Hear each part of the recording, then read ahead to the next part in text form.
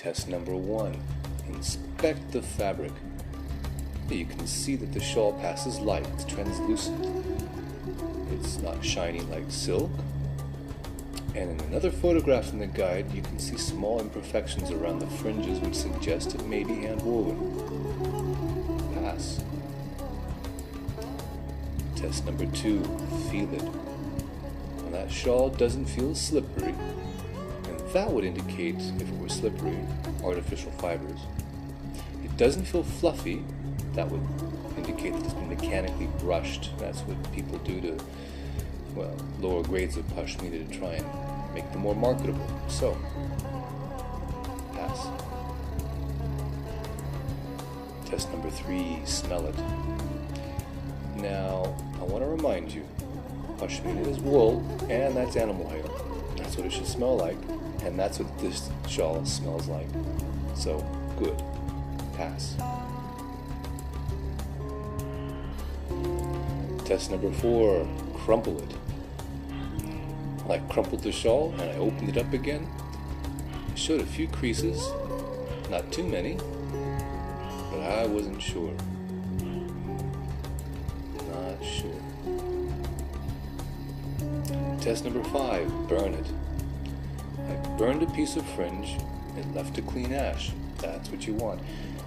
You see, artificial fibers are essentially plastic, and when you burn them, what happens is that they leave a sort of a telltale bead at the end of the thread. So that's what you don't want to see.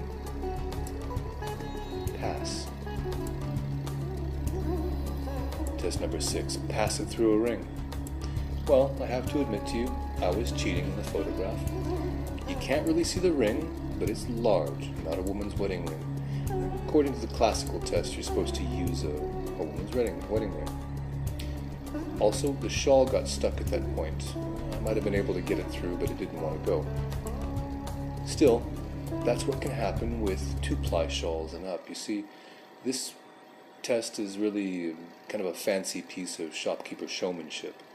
It really only works with 1-ply shawls, and if you try it with a 2-ply shawl, maybe not. Anything thicker, forget about it. So, inconclusive, not sure. Test number 7. How much does that pashmina cost? Well, I'll tell you. I bought this shawl from a kashmir dealer for about $40. His offering price was $70.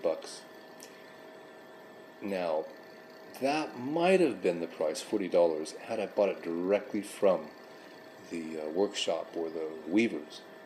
But, like I said, this was a dealer, and they add a markup. So, yeah, even in Asia, that price is just too low. You can't change the economics of pashmina yarn. It's expensive. In the guide, I tell you more about how it's made and quite frankly, how rare it is. There's a limited supply, and it's expensive. So, fail.